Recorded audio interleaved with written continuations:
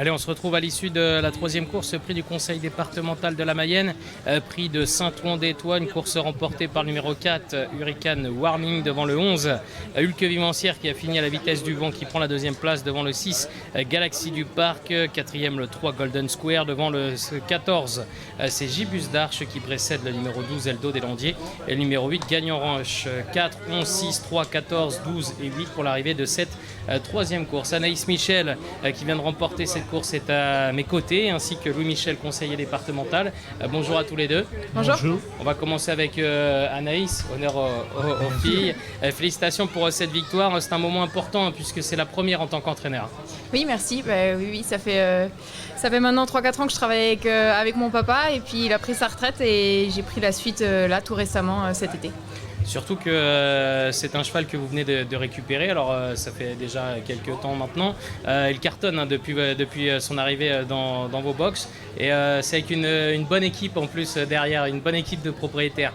Oui, exactement. On a toute une équipe là de copropriétaires qui nous suivent et qui nous font confiance et ils jouent le jeu, ils viennent partout en camion avec nous, on repère les chevaux ensemble et c'est un cheval qu'on avait repéré à réclamer à North-sur-Erdre et c'était que sa deuxième course de l'année, il était encore assez neuf et puis voilà, il a pris du moral en venant à la maison et puis il nous le rend l'après-midi sur la piste. Il a été bon d'ailleurs aujourd'hui, vous avez été de l'avant, il est reparti courageusement. Ouais, quand il est arrivé, c'est un cheval qui venait plutôt de derrière. J'ai gagné une fois en Angoulême en apprenti, il était un peu déclassé ce jour-là, on avait été devant. C'est un cheval qui démarrait pas du tout quand il est arrivé à la maison. Maintenant, il a cet avantage-là, il a pris de la force, donc on arrive à être plus rapidement aux avant-postes. C'est vrai qu'aujourd'hui, en faisant le papier, j'avais dit les 2-3 bonnes chances, elles sont derrière en fait. Donc on a dit allez, on tente le coup. 3002, c'est long. Maintenant, c'est des pistes qu'il affectionne particulièrement parce qu'il tourne très très vite. Donc on a dit c'est le jour à essayer. Voilà, il y avait un très bon cheval à battre. Il est venu nous chatouiller, mais aujourd'hui on l'a battu. Qu'est-ce que vous pouvez nous dire pour les parieurs pour votre prochain partant ? C'est un cheval qu'on a acquis aussi avec un petit peu la même équipe, plus des nouveaux copropriétaires qui arrivent et qui nous suivent. Et c'est un cheval qui se plaît sur ce genre de piste. Il vient d'être 4e à Plohermel. Maintenant, il faut absolument le super parcours. On ne va pas pouvoir se permettre de faire fort. Il va falloir pister et essayer de venir finir. Mais il a le droit de prendre part à l'arrivée. D'accord. Maintenant, pour revenir un petit peu à vous, est-ce que vous pouvez vous présenter ? On sait que vous êtes la fille de Stéphane, mais est-ce que vous pouvez revenir un petit peu sur votre début de carrière ? Oui, alors je suis la fille de Stéphane Michel, je m'appelle Anaïs, j'ai 29 ans. J'ai un parcours un peu atypique parce que j'ai commencé dans les chevaux de selle. J'étais enseignante de formation, je faisais du concours et du spectacle équestre. Et puis il y a maintenant 4-5 ans, j'ai eu besoin de changer un peu d'horizon. Je suis partie voyager et puis à mon retour de voyage, mon père il tapait un peu du pied. Il m'a dit ce serait pas mal si on essayait de travailler ensemble. Donc l'aventure elle est partie comme ça. Moi j'ai changé un peu de discipline. Les trotteurs ça me parlait parce qu'il y en a toujours eu à la maison, mais maintenant c'était pas mon métier. Et j'ai appris à ses côtés et aujourd'hui il m'a passé la main et j'ai toute l'équipe qui me suit à la maison. Voilà, toute son équipe de copropriétaires qu'il avait à la maison continue de me suivre. Donc pour ça, je les remercie. Et voilà, l'aventure elle commence aujourd'hui. Vous avez un petit peu le même parcours d'ailleurs que votre père, hein, qui n'avait pas forcément commencé en tant qu'entraîneur et qui a bifurqué comme ça sur le tard. Exactement. Moi, j'avais au moins l'avantage de connaître les chevaux. Lui, il a découvert les chevaux, il avait 35 ans. Il savait pas ce que c'était qu'un cheval, à part que ça avait 4 pattes et 2 oreilles. Et ça a commencé comme ça, d'abord par l'amateurisme, mais il s'est professionnalisé ensuite, comme j'ai pu faire moi en fin de compte. Et c'est vrai que oui, c'est un peu atypique à la maison, c'est un peu à l'image de notre petite structure qui se veut très familiale et qui se veut être d'abord un joli parc avant d'être un centre d'entraînement, mais je crois que les chevaux trouvent ça aussi joli que nous et ils se plaisent à l'écurie. Présentez-nous un petit peu l'écurie, combien de personnes, où est-ce que vous êtes situé, combien de chevaux à l'entraînement ? Nous on est situé à 10 minutes au nord d'Angers, tout près de l'autoroute, donc c'est vraiment idéal.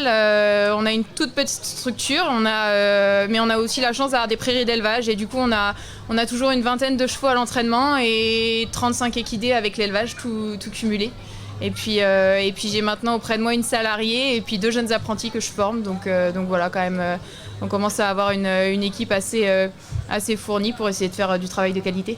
Et on va dire un petit peu que votre marque de fabrique, c'est d'acheter des chevaux à réclamer et justement leur donner du moral et ça fonctionne.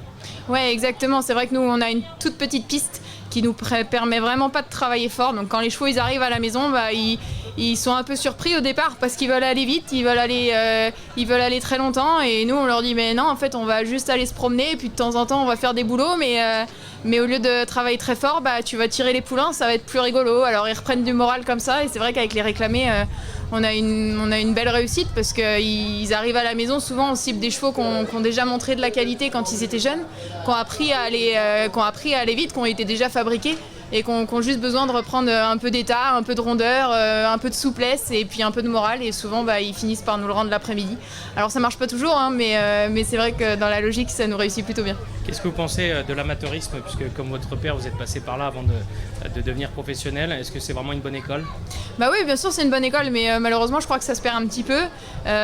C'est difficile de trouver des chevaux parce que je pense qu'en plus aujourd'hui les professionnels ont besoin aussi de ces chevaux un petit peu moyens qu'on voyait plus en amateur avant. Nous en tant que professionnels on a besoin de les garder près de nous parce que c'est quand même une belle rentabilité, et du coup c'est pas évident quand on est amateur de trouver les bons chevaux. Et puis on arrive maintenant dans les courses d'amateurs face à des entraîneurs qui vont aussi courir les courses d'amateurs parce que tout argent est bon à prendre, et les prix sont certes plus faibles mais le niveau est moins élevé aussi.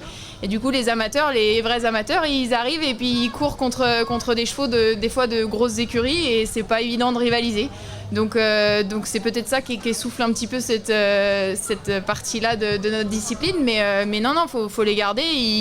Ils sont importants et puis ils permettent de faire vieillir aussi les chevaux. C'est vrai que maintenant ça va très vite, très jeune, mais on aime bien aussi les voir vieillir, nos vieux chevaux, donc c'est chouette pour ça l'amateurisme. D'ailleurs votre père avait eu la réussite justement avec un super cheval qu'il avait commencé gentiment en amateur et qui est fini par gagner des très belles courses d'ailleurs. Oui, il avait eu First du Porto avec qui il a gagné énormément de courses la même année, 5 Mile, tout ça c'était ses chevaux, c'était ses tout premiers chevaux. Et puis après il avait gagné le trophée vert des amateurs avec Lucullus. Il gagnait le trophée en lui-même aussi, le challenge complètement.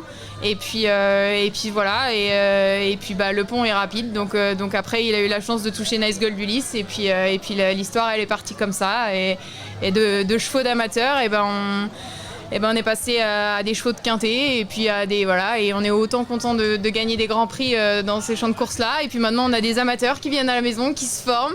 Et ce cheval là, malheureusement je l'avais acheté pour mon les propriétaires l'avaient acheté pour faire débuter notre ami copropriétaire amateur, mais en fait il prend un peu trop de gains et il est un peu trop bon, donc pour l'instant on a choisi de courir le Grand Prix à Saint-Ouen-des-Toits au lieu de courir en amateur.